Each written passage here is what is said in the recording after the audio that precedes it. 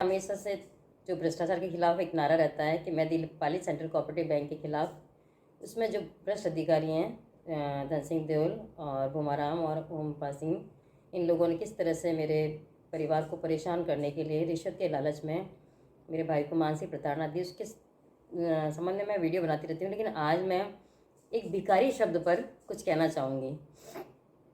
अधिकांश जब हम कहीं बाहर जाते हैं स्टेशन पे, बस स्टैंड पर, तो हमारे पास कई छोटे छोटे बच्चे आते हैं और हमसे कुछ पैसे मांगते हैं या खाने के लिए मांगते हैं या कहते हैं कि हमें पैसा दीजिए, हम खाना खाएंगे। तो ये मैं मानती हूँ कि शायद हम उन्हें भिखारी नहीं कहेंगे, क्योंकि वो मासूम बच्चे हैं और हो सकता है चाहे वो परिस्थिति के मारे हुए हों या कोई उनसे भीख मंगवा रहा हो या उनके परिवार के जो लोग हैं वो इतनी बुरी परिस्थिति में हों तो उन्हें भीख मांगने के लिए छोड़ दिया गया हो। तो वे ना समझ बच्चे हैं, मैं उन्हें भिखारी नहीं कहूँगी। कई बार ऐसा होता है कि बहुत ही जो दिव्यांग लोग होते हैं वे हमारे पास आते हैं और हमसे कुछ पैसे मांगते हैं। लेकिन अधिकांश मैंने बस स्टैंड, रेलवे स्टेशन पर यह देखा है कि दिव्यांग होते हैं वे साथ में अपना बूट पॉलिश या कुछ ना कुछ कोई काम या बेचने की चीज़ जरूर लाते हैं। और उसके बाद भी कुछ बहुत ही दिव्यांग लोग होते हैं जो हमसे कुछ मांगते हैं। तो मैं मानती हूँ कि वो दिव्यांग हैं, उनके हाथ पैर खराब हैं, वो रगड़ कर पैर चल रहे हैं, उनके पैर पूरी तरह से लाचार हैं, तो वे भीख मांग रहे हैं। तो मैं उन्हें भिखारी नहीं कहूँगी, क्योंकि उनकी जो परिस्थिति है वो ऐसी है कि शायद उनके दोनों हाथ खराब है, दोनों पैर खराब है और वो इस को धनराशि कमाने के योग्य नहीं है। तो मैं उन्हें भी भिखारी नहीं कहूँगी। शायद वो परिस्थिति ऐसी है जो उन्हें ये सब करने के लिए मजबूर कर रही है। इसके अलावा आप ये देखिए कि कई लोग होते हैं जो डफली बजाकर ट्रेनों में, बसों में और गा गा कर और हमसे पैसे मांगते हैं। तो मैं भी कहूँगी कि वो भिखारी नहीं है, वो एक कला के सौदागर हैं, जो कला मतलब कि कलाकार है, सॉरी कलाकार के सौदागर भी नहीं बोलूँगी मैं उन्हें। वो एक कलाकार हैं जो अपनी कला को मतलब कि प्रदर्शित कर रहे हैं और उसके बाद में अपना एनर्जी उसमें लगाकर और उसके बाद आपसे ये आशा करते हैं कि आप उन्हें पैसा दीजिए। तो मैं उन्हें भी भिखारी नहीं मानूंगी। मैं एक नया शब्द दूंगी उन भ्रष्टाचारी अधिकारियों को जिनको सरकार ने एक वो पद दिया है, वो एक जगह पे, उस जगह पे बैठाया है जहाँ वो बैठकर बहुत ही ऑनेस्टली काम कर कर भी सरकार के द्वारा दी गई बहुत सारी सुविधाओं का उपयोग करते हैं, गाड़ियों का उपयोग करते हैं, डीजल पेट्रोल का उपयोग करते हैं, सरकार की दी हुई अच्छी जो हाउस रेंट होता है उसका उपयोग करते हैं, एक सरकार की दी हुई बड़ी रकम का उपयोग करते हैं तनख्वाह के रूप में। लेकिन उस पद पर रहते हुए वे कभी भी कर्तव्य का निर्वहन नहीं करते हैं। आज कोर्ट में बहुत, मैं कहूँगी लाखों करोड़ों में केस जो डिले हो रहे हैं, बहुत डिले हो रहे हैं। अभी मैं कल ही जो मेरे लॉयर से बात करके आई तो उन्होंने कहा कि कोर्ट में केसेस इतने ज़्यादा हैं क्योंकि जो अधिकारी हैं वो ऑनेस्टली काम नहीं करते हैं। नहीं काम करते हैं तो हर व्यक्ति कोर्ट की तरफ भागता है।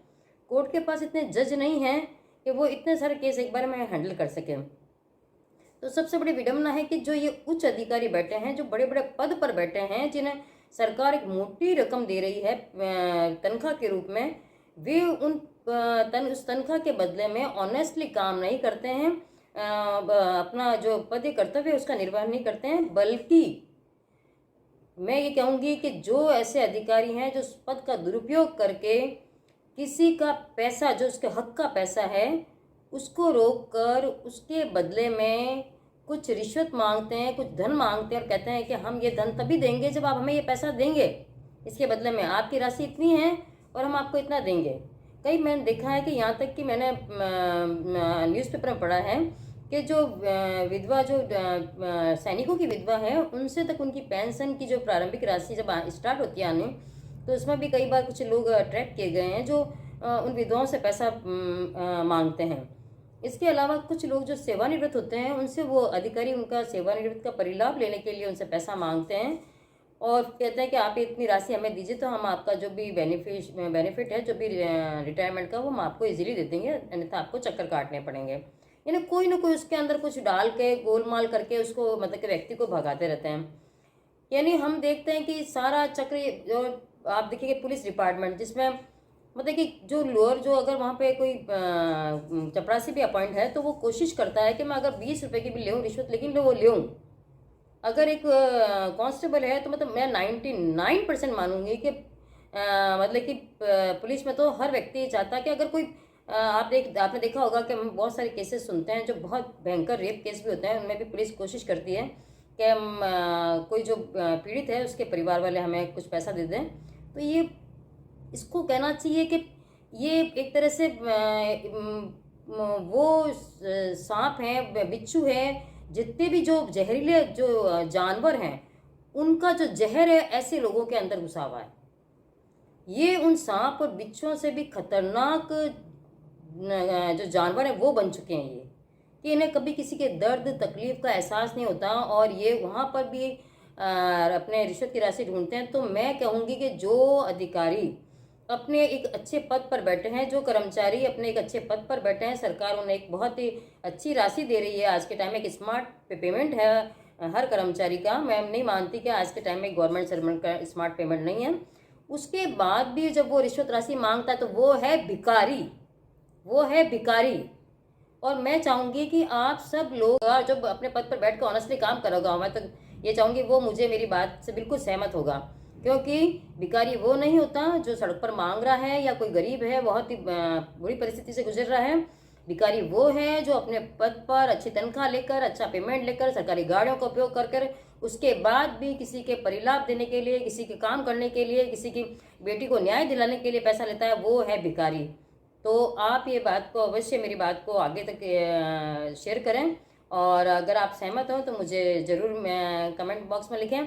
और मैं तो जहाँ तक मेरा मानना है, मैं इन्हें भिखारी कहूँगी कि जो इतना कुछ होने के बाद भी संतुष्ट नहीं है अपनी संपत्ति से, अपने उस धन से संतुष्ट नहीं है, उस फैसिलिटी से संतुष्ट नहीं है, और वो हर समय ये प्लान करता है कि कैसे कौन बकरा फंसे और मैं कैसे उससे पैसा लूँ, तो भिखारी वो है। तो अगर आप मेरी इस बात से सहमत हैं तो please share my video. Thank you so much.